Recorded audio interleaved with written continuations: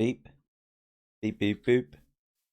Hello, and welcome back to the Survival Project. In the last episode, we worked on this awesome little build here, and I've got a bit of a confession to make. I recorded an entire episode between then and now, and because I had a Windows 10 update, I didn't check to make sure that my mic was recording. I did the entire thing, and basically it's unusable. It recorded all of my audio through a webcam mic, which isn't even really facing me. It sounded horrendous. So I've decided to just do away with it, and I'm basically just going to spend this first section going over what I did in the last episode. So you might notice the build looks quite a bit different. We've got some structural supports down the bottom there, so that's all looking really good. And we've got all of the lighting attached and all of that sort of stuff. I think I want to start stepping away from using this lighting effect because I'm using it on all four of the builds I've got so far. So I want to start doing something a bit different in my next set of builds. So I've also been working a bit on textures. So I wanted to get sort of like a nice red wall texture, and I decided to do it with trapdoors again. So these are acacia trapdoors, and I really like this effect. So all I really did was take the acacia stripped log and apply it to the trapdoor texture and just added some sort of like brown wooden beams to it. I took inspiration on this from an image I got off of Google, basically. I was just looking around at what the textures, the builds looked like for sort of more oriental style Japanese builds, and I saw that sort of cropping up quite a bit. And I've also updated the texture for the birch trapdoors as well, so that looks a hell of a lot better now. Before, I think it was looking a little bit too patchy and too...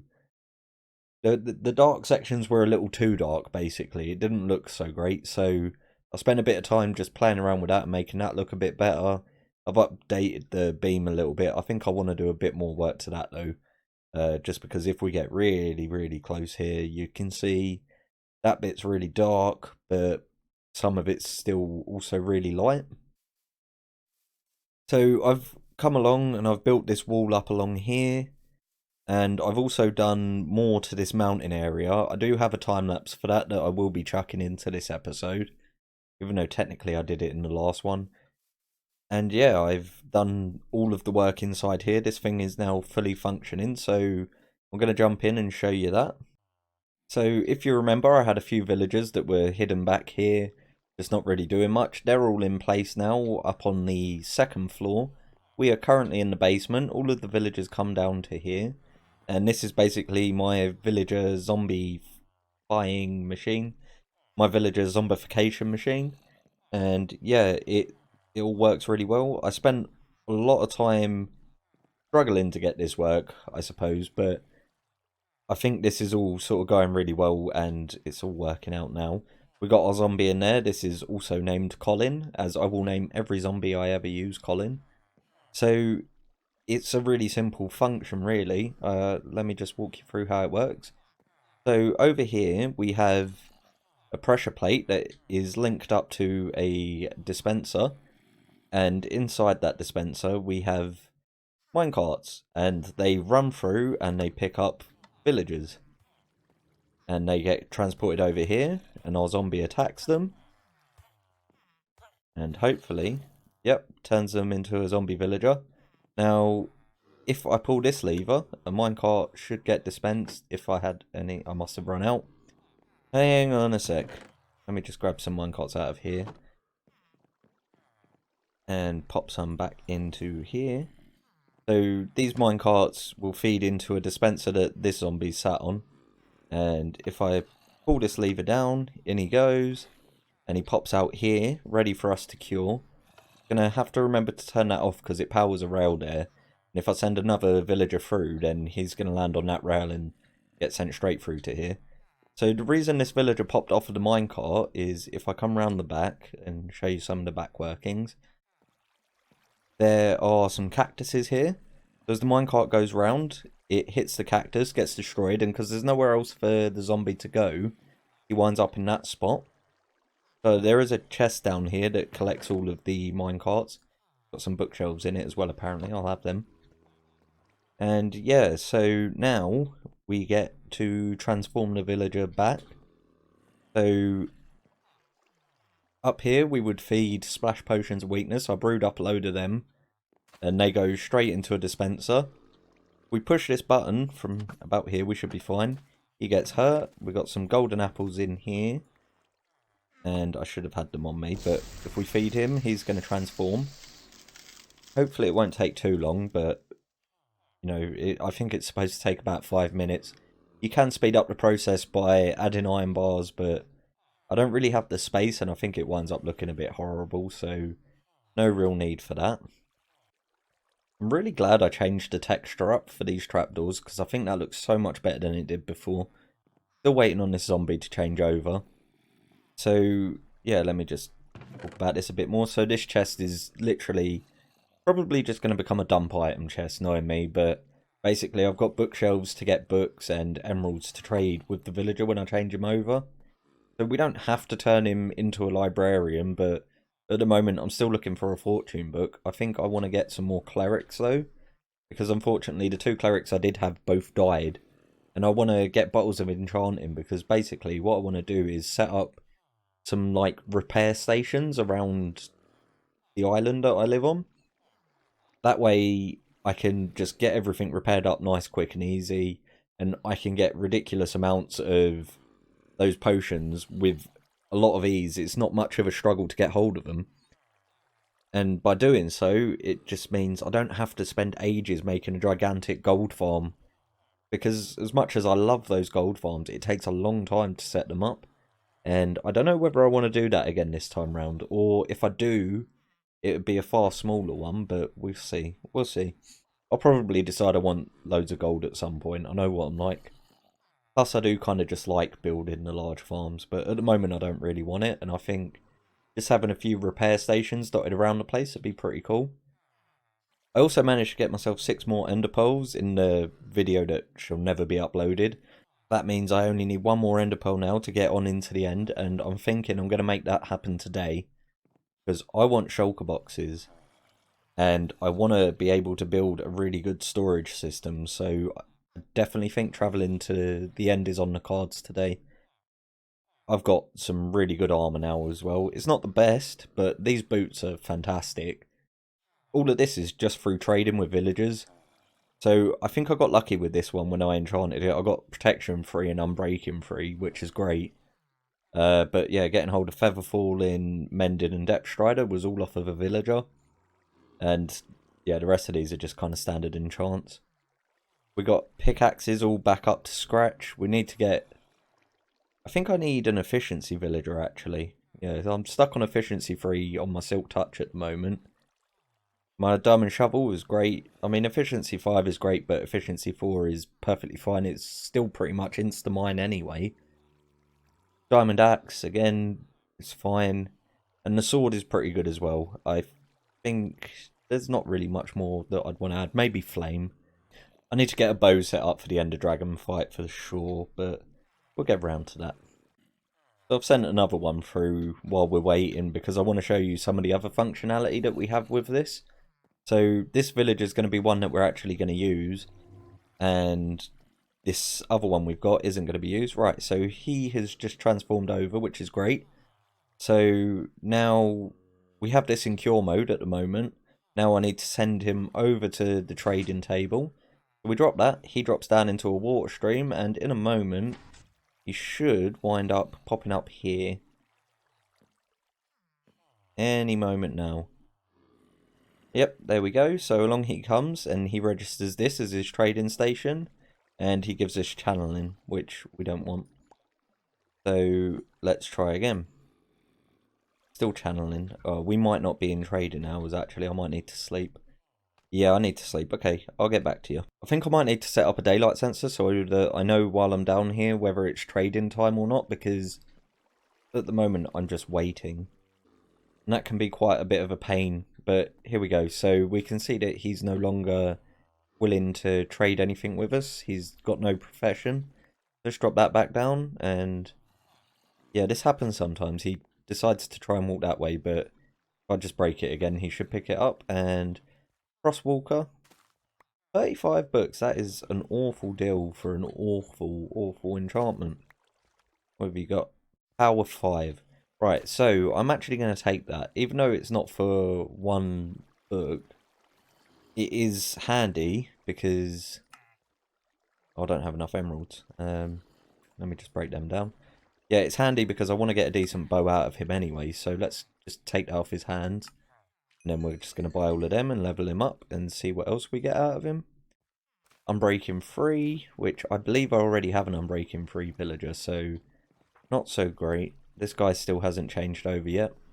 And I'm tempted to take this away, just in case any sort of zombies come down here for whatever reason. They could set that off, and it might be better if I just use a lever for it. There we go. Right, he's changed over, so let me just buy some more bookcases off of him. We'll see if we can get anything else out of him. I might as well just load up on everything. So, now we have a choice. I can either kill him. Now, I've put a 2-lock system on this, just to make sure that I don't accidentally kill a villager. So basically, to kill one, both of these need to be up.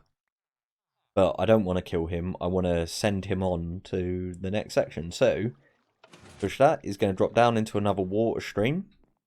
And this is where we're actually going to start travelling upstairs now. So, if we come up here and along to here, we will go into the trading room. You can see I've got a bunch of them already set up.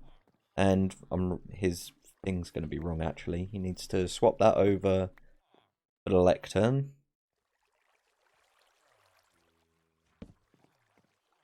I was initially intending on sending a cleric up here, but as I say, they died. They didn't survive the journey. Okay, so somehow we managed to fall into the wrong hole. But that's fine. Let me just destroy that, and we're just going to swap it over again. Books for a second. Drop this down. So we're just keeping these in place just so that they can replenish their trades. But yeah, this is great. He is now in the system, which means we can get loads of Power 5 books. I will just show you how he gets set into place. So they get carried from the water stream down in the basement all the way up here and get dragged along this route here and around here, basically until their open slot. Okay, so he probably missed his one because that was closed off. I did come and investigate it. And essentially, yeah, water streams just carry them along. This isn't the best system for this. I'm sure there are better ones. So I think this is kind of a bit of a temporary solution for now. But you can see the next section's open. If I break that sign, I think that water should stretch. It doesn't quite. But yeah, basically what I'd do is add another water source in, and there's a bit of string down there attached to an observer. So when they fall through it, the observer detects the string being moved, and basically a sticky piston just pushes this block out. It didn't really need to be sticky pistons, but I figured if I decide to take some of the villagers out at any point, then it'd be good to be able to reset the system nice and easy. So yeah, now we've got a whole bunch of villagers in here, which is great. We got our mending guy over here. This is the original mending guy. This is our silk touch one from before. And we'll be using him just for his punch enchantments. This one had flame. I took that again because I was thinking about bows. I haven't really done everything for this yet. Haven't fully upgraded him, and I've just thrown everything away. That's fine. I get so much of this stuff, I'm not even worried about that. This guy, he only had a bookcase, but I did manage to get Fire Aspect 2 out of him. And over here we got, yeah, so I already had an Unbreaking 3, and this is where we got Sweeping Edge for our sword, so that's all great. And then we got Aqua Affinity over here. He's really, really handy. Probably one of the best enchantments in it. So let's say on the other hand, I've got a villager and I've decided that I don't want to use him anymore. Good to see a guy popping up here any minute now. I don't know if you heard that, but I think that was the sound of that villager drowning. So I need to do some work just to make sure that that doesn't happen. I think that's what happened to my clerics. But yeah, basically, if you don't want him anymore, flick lever 1, flick lever 2. That's going to send him through to a new water stream, We're just going to carry him this way up into our central pillar. How did that bit of cactus? Oh yeah, of course it grows. Oh okay, I suppose I've got a bit of a cactus farm here as well. Unless I put something on top of it, but... yeah, it carries him into this central pillar, which runs all the way up through the build. Right up to the roof. So here we are on the roof. We have another column here. And I've just remembered that I don't actually have the bubble elevator set up. So he's not going to come all the way up here. He's probably just going to be drowning in the water. But basically, up here on the roof, I was playing Sekiro, which is an amazing game, and essentially is what this build was based on, is the tower where you first fight Genichiro. So I just set up an area up here where this zombie can just come along and kill him. Actually, he'll just transform them into zombies, but they should despawn eventually anyway. I just thought it was a nice little touch. And this guy was the first villager to ever make it up here. Well done to him. He survived. Mainly because I hadn't got a zombie in place yet, but there you go. I don't actually have a way up here. So I just use scaffolding at the moment, but I figured it won't be a problem because eventually I'll have an elytra, I hope. So there you have it, my village breeder slash trading hall done in a Japanese style in a moving house. Yeah, I really like it. I think it's a really cool concept and a really nice design. I'm not too worried that I'm not going to be able to upload the video where I went through building all of that, because I am going to make a tutorial video on this, and I think it'll probably be a bit better to do it that way anyway, in a creative world where I can talk through it a bit better. And you know, a lot of this was trial and error when I recorded the last video, but if I do it in a creative world, in a more tutorial way, it should come out a bit better. At any rate, I think that's quite enough of that. I've spent so much time on it myself personally. Get one last decent view of it for you. I mean, we're going to see it quite a lot anyway as we're going around. I mentioned, I really love scaffolding blocks. They're so useful. I'm really glad as well that I added this sort of little directional bit in this. Sort of like the way I've done that one. Just helps add a little bit of difference into the roof, because I think the roof looked a bit flat to begin with, and that definitely helps it out. But yeah, I am going to go on the hunt for an ender pearl. Just before we go ender pearl hunting, I just want to try and enchant a bow, see if I can get anything decent out of that. We're going to get flame. Oh, okay, well that's not bad. I was hoping for some infinity, but let me grab some string. I'm going to try again. Take 2. Let's see if we get infinity this time. Getting punch 1 and just punch 1. That's not great. Not great. I can mix the 2 together though, I suppose. Get punch 2. So we managed to get our infinity bow, which is great. So now it's time to go and look for one more ender pearl. And I'm going to use this time to just segue into the time lapse.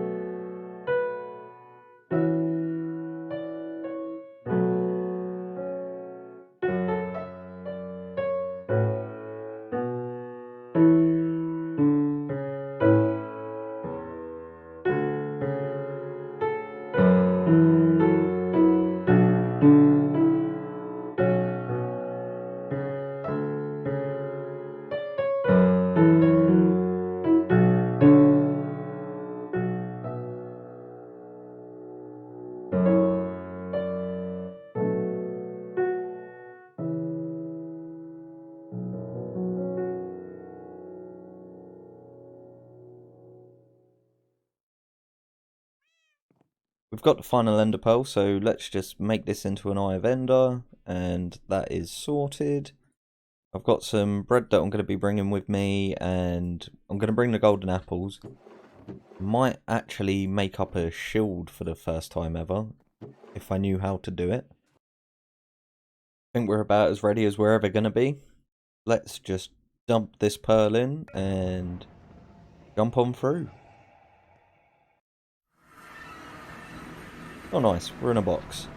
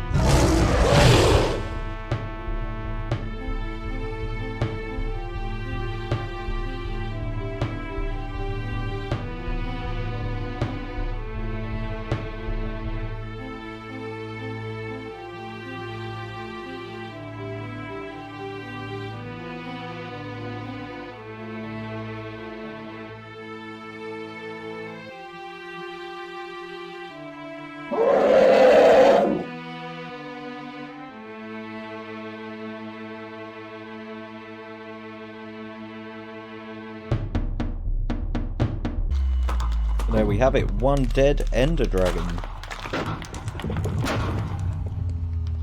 Showered in experience. Alright, well, I hope you've enjoyed the episode, and I'll catch you guys in the next one.